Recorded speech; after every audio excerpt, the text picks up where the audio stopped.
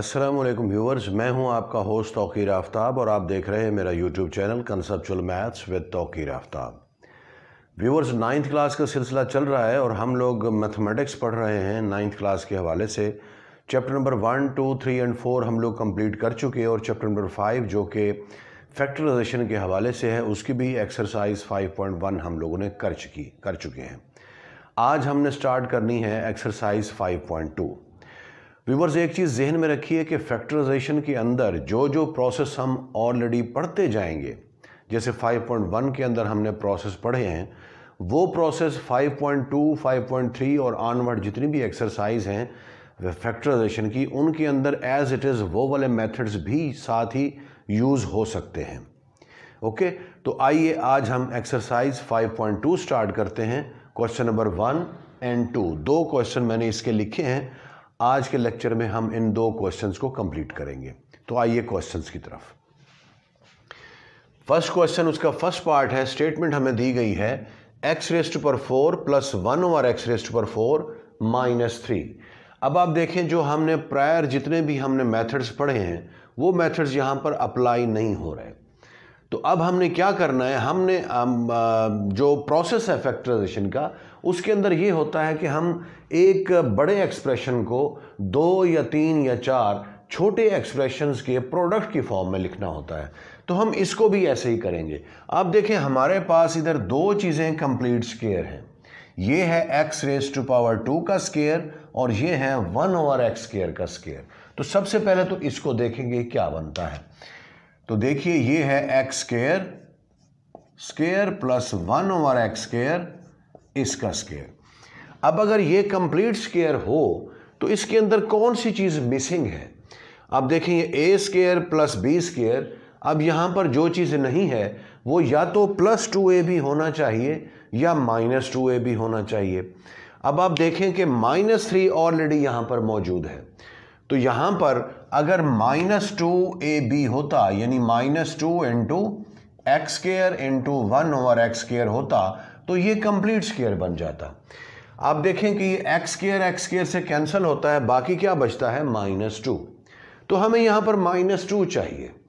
-3 already मौजूद है, तो -3 में से -2 हमने ये लिख लिया, मतलब ये -2 हमने लिख लिया। ये तो कैंसिल ही हो रहे थे ना वैसे भी, -2 और -1। We can write -3 as -2 -1। अब आप देखें कि ये जो चीज़ है हमारे पास, ये एक कंप्लीट स्क्वायर है। किस चीज़ का स्क्वायर है, x² plus -1/x² whole square. और ये जो 1 है ये भी 1 का स्क्वायर है। अब प्रीवियस एक्सरसाइज में हमने पढ़ा था कि अगर दो स्क्वायर्स हों, दरमियान में नेगेटिव हो, तो a² माइनस b² वाला फार्मूला हम अप्लाई करते हैं। यानी a² माइनस b² किसके इक्वल होगा, ये होगा a plus b into a और माइनस b, और यही हमारा आंसर होगा। आप देखें, ये दो चीज़ों के प्रोडक्ट की फॉर्म में कन्वर्ट हो चुका है और यही हमारा आंसर होगा। नेक्स्ट देखिए, इसका सेकंड पार्ट, कुछ भी स्क्वायर नहीं है हमारे पास। 3 किसी चीज़ का स्क्वायर नहीं है, 12 भी नहीं है। तो अब देखें, जो हमने पहला मेथड पढ़ा था क्या था कि कुछ ना कुछ कॉमन ले लिया जाए। तो इसमें से भी हम ऐसे ही करेंगे कि सबसे पहले आप देखें कि इस सारे में से क्या चीज़ कॉमन है। तो 3 इधर से कॉमन है, सबसे पहले तो 3 को कॉमन ले लें, बाद में हम देखते हैं कि हमें क्या करना पड़ता है। ये आ जाएगा x⁴ प्लस 4y⁴। अब आप देखें, ये दो हमारे पास स्क्वायर हैं। अगर दरमियान में नेगेटिव होता तो फिर हम यूज़ कर लेते फार्मूला a² माइनस b²। ये इक्वल होता है a plus b into a minus b, लेकिन ऐसा नहीं हो रहा। हमारे पास यहाँ पर नेगेटिव की बजाय पॉजिटिव साइन है। तो अब हम क्या करेंगे, इसको कंप्लीट स्क्वायर बनाएं जैसे कि हमने यहाँ पे किया था। तो देखें कैसे करना है इसको। 3 एज इट इज़ आएगा, ये है x² का स्क्वायर प्लस ये है 2y² का स्क्वायर, और कंप्लीट स्क्वायर के लिए हमारे पास होना चाहिए plus 2x² into 2y², that is 4x² y² हमारे पास यहाँ पर होना चाहिए, जो कि नहीं है, मिसिंग है। तो हम क्या करेंगे, इसी चीज़ को प्लस भी कर लें और साथ ही माइनस भी कर लें। क्या बनेगा ये 2 2 4 एक्स स्क्वायर वाई स्क्वायर, मतलब एक एक्सप्रेशन में से हमने कुछ प्लस किया है और उसी को माइनस भी कर दिया, मतलब हमारा हिसाब किताब बैलेंस ही है, हमने कोई इसके अंदर कोई इजाफा या कमी नहीं की। तो अब देखें ये हो गया 3 इंटू ये जो सारी चीज़ है हमारे पास, ये एक कंप्लीट स्क्वायर है किसका, x square plus 2y square whole square. और ये किस चीज़ का स्क्वायर है, ये है -2xy इसका स्क्वायर। अब आप देखें दो स्क्वायर्स हैं, दरमियान में नेगेटिव है, तो क्या करेंगे, एक दफ़ा प्लस एक दफ़ा माइनस, और यही हमारा आंसर होगा। 3 इंटू ये आ जाएगा x square plus 2y square plus 2xy into x square plus 2y square minus 2xy, ये हमारा आंसर आ गया। इसी तरह से थर्ड पार्ट में देखें, ये भी स्क्वायर है, ये भी स्क्वायर है। पहले तो इनको अलहदा कर लीजिए, तो ये आ जाएगा ए स्क्वायर का स्क्वायर प्लस ये है 2b स्क्वायर का स्क्वायर। अब इसको कंप्लीट स्क्वायर बनाने के लिए हमारे पास होना चाहिए plus 2a square into 2b square, that is 4a square b square हमारे पास यहाँ पर होता तो ये कंप्लीट स्क्वायर होता, जो कि नहीं है। अब इसी को हमने प्लस कर दिया तो इसी को माइनस भी कर दें बैलेंस करने के लिए, यानी -4a स्क्वायर b स्क्वायर, ये हमने ऐड भी किया और सब्ट्रैक्ट भी कर दिया, काम बैलेंस हो गया। अब जो ये चीज़ हमारे पास ऑलरेडी लिखी हुई है +3a स्क्वायर b स्क्वायर, इसको भी साथ ही लिखना है आपने, +3a स्क्वायर b स्क्वायर। ये इधर जगह ज़रा कम है, मैंने नीचे लिख दिया है। अब आप देखें कि ये सारी चीज़ हमारे पास कंप्लीट स्क्वायर है, किस चीज़ का, a square plus 2b square whole square. और जो ये हमारे पास पोर्शन बचा हुआ है, अगर इसे सिंप्लीफाई करें तो ये बनता है -a square b square. Okay, further ये बनेगा a square plus 2b square whole square minus ये चीज़ है ab होल स्क्वायर। तो अब देखें दोबारा से वही हिसाब हो गया कि दो स्क्वायर्स हैं, दरमियान में नेगेटिव है, तो एक दफ़ा प्लस और एक दफ़ा माइनस कर लीजिए। तो ये आ जाएगा a square plus 2b square plus ab into a square plus 2b square minus ab। Further ascending descending order में लिखना होता है हमें आंसर, तो उसमें भी कन्वर्ट कर लीजिए। अगर a की फॉर्म में हम a के लिहाज से या विद रिस्पेक्ट टू a हम डिसेंडिंग ऑर्डर में लिखें तो ये बनेगा a स्क्वायर, फिर ये ab को लिखिए और फिर प्लस 2b स्क्वायर इंटू इधर से a square minus ab plus 2b square, और यही हमारा आंसर होगा। नेक्स्ट देखिए, ये हमारे पास है 2x स्क्वायर का स्क्वायर और ये क्या है 9 का स्क्वायर है। a square plus b square, आगे प्लस 2ab या माइनस 2ab होना चाहिए। हम माइनस 2ab इसलिए नहीं करते कि आगे जो चीज़ स्क्वायर बनती है वो नेगेटिव होनी चाहिए, तो यहाँ पर इसलिए प्लस कर लेते हैं कि ये प्लस का स्क्वायर फिर माइनस किसी और चीज़ का स्क्वायर आएगा। तो हम लिखेंगे plus 2 into 2x square into 9, ये 2ab हो गया। अब ये चीज़ हमने अपनी तरफ से ऐड की है, क्या है ये 9 2 18, 18 2 36, तो 36x स्क्वायर हमने अपनी तरफ से ऐड किया है। तो बैलेंस करने के लिए इसे माइनस भी कर दें 36x स्क्वायर। फर्दर ये सारी चीज़ हमारे पास कंप्लीट स्क्वायर है, किस चीज़ का 2x square plus 9 whole square और माइनस ये किस चीज़ का स्क्वायर है 6x का, तो ये आ जाएगा 6x स्क्वायर। अब ये दो स्क्वायर्स हैं, दरमियान में नेगेटिव साइन है, तो एक दफ़ा प्लस और एक दफ़ा माइनस कर लें और वही आंसर होगा 2x square plus 9 plus 6x into 2x square plus 9 minus 6x। अब इसे डिसेंडिंग ऑर्डर में लिखना है, तो ये बन जाएगा 2x square plus 6x plus 9 into 2x square minus 6x plus 9, ये आपका आंसर होगा।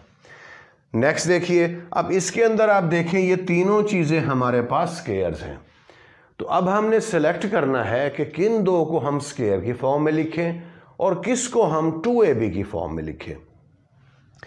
इसको लिखें और इसको लिखें स्क्वायर की फॉर्म में, ये 2ab वाली फॉर्म बनाएं इसे, क्योंकि ये x स्क्वायर का स्क्वायर है तो 2ab के अंदर x स्क्वायर होना चाहिए, तो इसलिए ये 2ab वाला पोर्शन होगा। तो देखें इसे, ये आएगा x स्क्वायर का स्क्वायर, फिर ये प्लस 4 का स्क्वायर, कंप्लीट स्क्वायर के लिए क्या चीज़ होनी चाहिए, प्लस 2x स्क्वायर इंटू 4, यानी 4 2s are 8x square.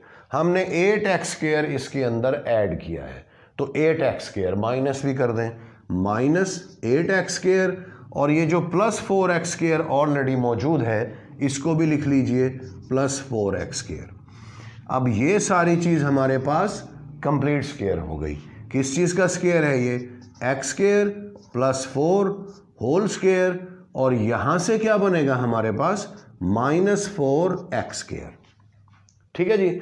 Further अब ये x square plus 4 whole square minus ये है 2x का स्क्वायर। अब दो स्क्वायर्स हैं, दरमियान में नेगेटिव साइन है, तो एक दफ़ा प्लस एक दफ़ा माइनस कर लें, तो ये आ जाएगा x square plus 4 plus 2x into x square plus 4 minus 2x। अब इसे डिसेंडिंग ऑर्डर में अगर लिखें तो x square plus 2x plus 4 into x square minus 2x plus 4, ये आपका आंसर है। और ये हमारा क्वेश्चन नंबर 1 यहाँ पर कंप्लीट हो जाता है।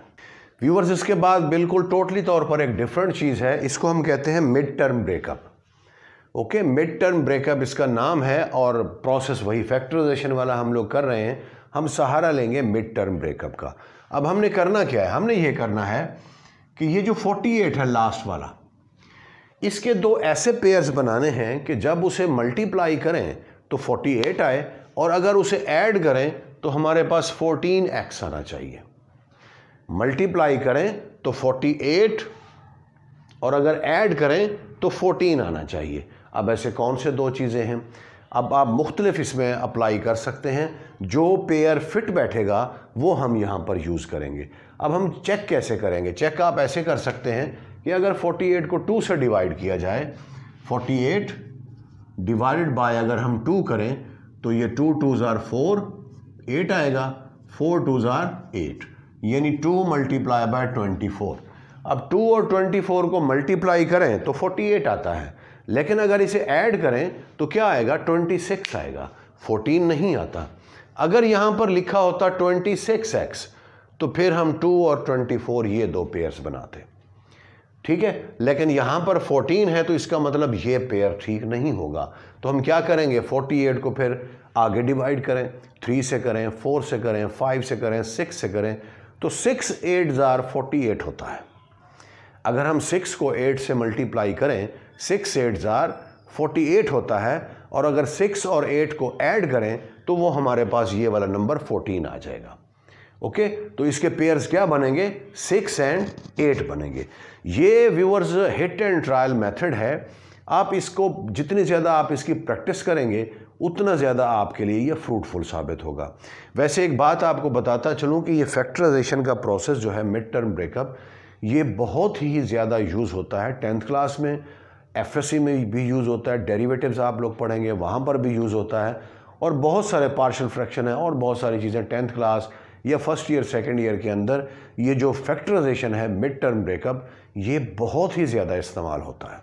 तो इसकी आप जितनी ज़्यादा प्रैक्टिस करें वो कम है, तो मैक्सिमम इसकी आपने प्रैक्टिस करनी है। मैं दोबारा बता देता हूँ, ये जो लास्ट वाला नंबर है इसके ऐसे दो पेयर्स बनाने हैं कि जब उसे मल्टीप्लाई करें तो ये लास्ट वाला नंबर आए, जब ऐड करें तो ये वाला नंबर आए, ठीक है।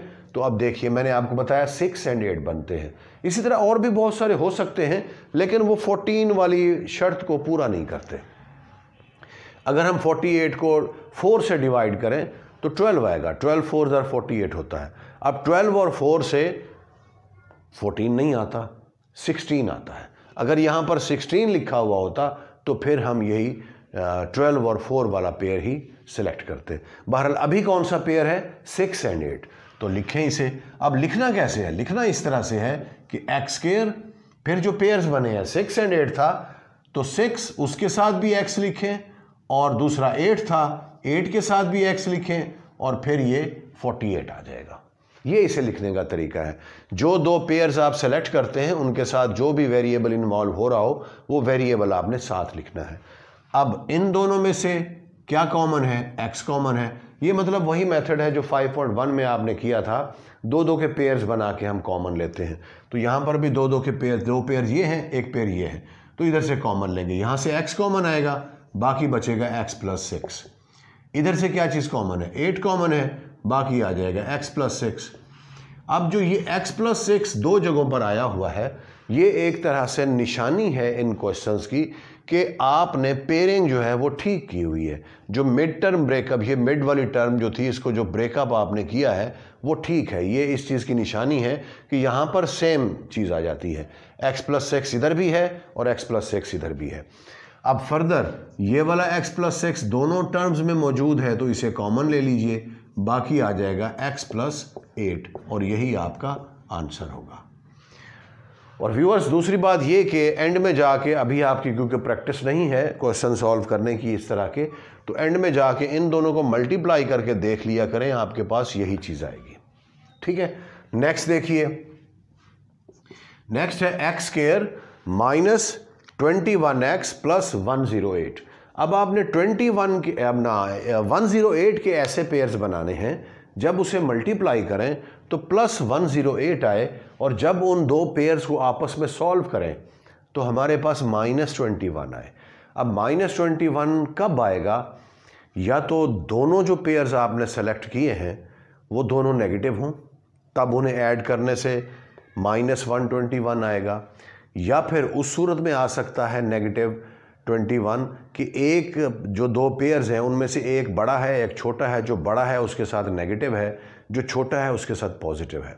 लेकिन इस केस में एक नेगेटिव एक पॉजिटिव अगर हो तो उन्हें अगर मल्टीप्लाई करें तो वो -108 आएगा, जबकि यहाँ पर क्या है? +108 है। तो मतलब ये हुआ कि आपने +108 के ऐसे दो पेयर्स तलाश करने हैं जिन्हें मल्टीप्लाई करें तो +108 आए, और जब उसे ऐड करें तो -21 आए। इसका मतलब दोनों को नेगेटिव होना चाहिए। जो दो पेयर्स हमने सेलेक्ट किए वो दोनों अगर नेगेटिव होंगे तो दोनों को जब ऐड करेंगे तो -21 आएगा, और दोनों को जब मल्टीप्लाई करेंगे तो +108 आएगा। ये हमारे पास बनता है अपना 12 और 9। ठीक है, -12 और -9। आप इसको बिल्कुल वैसे हिट एंड ट्रायल मेथड से आप कर सकते हैं। 108 को पहले 2 से डिवाइड करें, फिर 3 से करें, 4 से करें, 5 से करें, इसी तरह से डिवाइड करते जाएं। जो दो चीज़ें बनती जाएं आपके पास, उनको आपस में सॉल्व करके आप देख लें। अगर वो -121 आता है तो ठीक है, अगर -121 नहीं आता, कुछ और नंबर आता है, तो वो पेयर आप सेलेक्ट नहीं करेंगे। तो फिर क्या पेयर हमने सेलेक्ट किया? हमने किया 12 और 9, दोनों ही नेगेटिव आएंगे। तो लिखें इधर x² - 12x - 9x + 108। अब इन दोनों में से क्या चीज़ कॉमन है? x कॉमन है, बाकी बचेगा x - 12, और इधर से क्या चीज़ कॉमन है? -9 कॉमन ले लें, बाकी क्या बचेगा? x - 12। ठीक है जी। अब देखें, मैंने आपसे कहा था कि ये दो चीज़ें आपस में इक्वल आएंगी, दोनों इक्वल आ गए। जो इक्वल आया है उसी को कॉमन ले लें, x - 12 कॉमन है, बाकी क्या बचेगा? x - 9, और यही आपका आंसर होगा। नेक्स्ट देखिए, x² - 11x - 42। अब देखें, -42 के हमने ऐसे पेयर्स तलाश करने हैं जिन्हें मल्टीप्लाई करें तो -42 आए। अब मल्टीप्लिकेशन के दौरान नेगेटिव कब आता है? जब दो चीज़ों को मल्टीप्लाई करते हुए एक चीज़ पॉजिटिव है एक चीज़ नेगेटिव है, तब उनका प्रोडक्ट हमेशा नेगेटिव आएगा। अगर दोनों नेगेटिव हैं तो पॉजिटिव आता है, अगर दोनों पॉजिटिव हैं तब भी पॉजिटिव आता है। तो हर सूरत में जो पेयर आप सेलेक्ट करेंगे उसमें से एक नेगेटिव होगा एक पॉजिटिव होगा। तो -42 हमें चाहिए। अब इसके भी आप पेयर्स वैसे तलाश करें, मैंने ऑलरेडी रट्टा लगाया हुआ है, पेयर्स मैंने ऑलरेडी तलाश किए हुए हैं। तो वो बनता है -14 और +3। ठीक है, -14 और +3। अब अगर इन्हें मल्टीप्लाई करें, 4 3 = 12, 2 आएगा, 1 कैरी, 3 1 = 3 और कैरी वाला 1 4, यानी 42 आ जाएगा। और अगर इन्हें आपस में सॉल्व करें तो -11 आता है, यानी ये कंडीशन आपकी फुलफिल हो रही है। तो बस पेयरिंग कर लें, x² - 14x plus 3x minus 42। इधर से x कॉमन आएगा तो बाकी बचेगा x माइनस 14, फिर इधर से प्लस 3 कॉमन है, बाकी आ जाएगा x माइनस 14। अब आप देखें ये x माइनस 14 दोनों में आ गया, तो आंसर क्या बनेगा, x minus 14 into x plus 3, तो वो आपका आंसर होगा। आगे जगह नहीं है तो मैं इस क्वेश्चन को यहीं पे स्टॉप कर रहा हूँ, इसे आपने आगे खुद से ट्राई करना है। नेक्स्ट देखिए, x square plus x minus 132। अब माइनस 132 अगेन वही चीज़ आ गई कि प्रोडक्ट नेगेटिव आ रहा है, तो इसका मतलब जो दो पेयर्स हम बनाएंगे उनमें से एक पॉजिटिव होगा और एक नेगेटिव होगा। और ये भी एक तरह से आपको हिंट मिल जाता है, उन्हें आपस में सॉल्व करने से +1 आ रहा है, तो जो दो पेयर्स हमारे पास होंगे, बड़े वाला पॉजिटिव होगा, छोटे वाला नेगेटिव होगा, दोनों में एक का डिफरेंस होगा, क्योंकि दोनों का आंसर क्या आ रहा है, 1 आ रहा है। ठीक है, ये एक तरह से आपको हिंट मिल जाता है। यहाँ पर भी देखें, बड़ा नेगेटिव छोटा पॉजिटिव, दोनों में जो डिफरेंस है वो 11 का होगा, तो इसलिए -14 और +3 है। इसमें भी ऐसे है, प्रोडक्ट 132 नेगेटिव है और जो उन्हें सॉल्व करना है, आपने ऐड करना है, तो +1 आंसर आ रहा है। इसका मतलब जो दो आप पेयर्स बनाएंगे उसमें से बड़े वाला पॉजिटिव होगा, छोटे वाला नेगेटिव होगा और दोनों में एक का डिफरेंस होगा।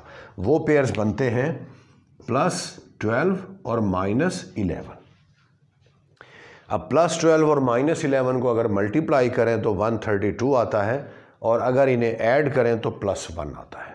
ओके, तो बस पेयर्स बनाएं आप, x square plus 12x minus 11x minus 132।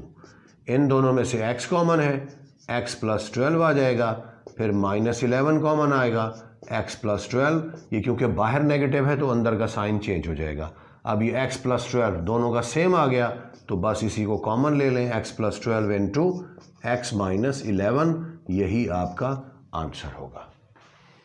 तो व्यूअर्स, ये थी मिड टर्म ब्रेकअप। इंतहाई इंपॉर्टेंट चीज़ है, बहुत यूज़फुल है मैथमेटिक्स के अंदर, और बहुत सारे कुछ और चीज़ें भी आप लोग पढ़ेंगे, उसमें ये मिड टर्म ब्रेकअप वाला मेथड यूज़ होता है। तो इसलिए इसकी बहुत ज़्यादा आप लोगों ने प्रैक्टिस करनी है। मिड टर्म ब्रेकअप एक ये है, एक क्वेश्चन नंबर 3 के अंदर भी मिड टर्म ब्रेकअप है, थोड़ी सी इससे ज़रा डिफरेंट है, कुछ ज़्यादा फ़र्क नहीं है, प्रोसेस यही है, बस जो पेयरिंग हम बनाते हैं उसमें ज़रा कुछ एक छोटा सा और काम भी हमें करना पड़ता है। एनी हाउ, तो व्यूअर्स, मैं स्क्रीन से हट रहा हूँ। अगर आपने इस लेक्चर को नोट करना है तो वीडियो पॉज करके लेक्चर नोट कर लीजिए।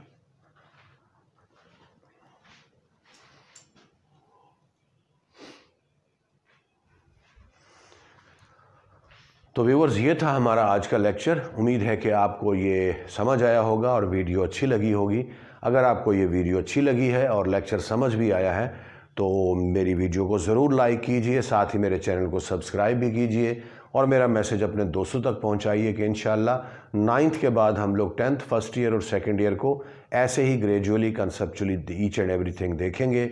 आपका बहुत बहुत शुक्रिया, अपना बहुत ज़्यादा ख्याल रखिएगा। अस्सलाम वालेकुम।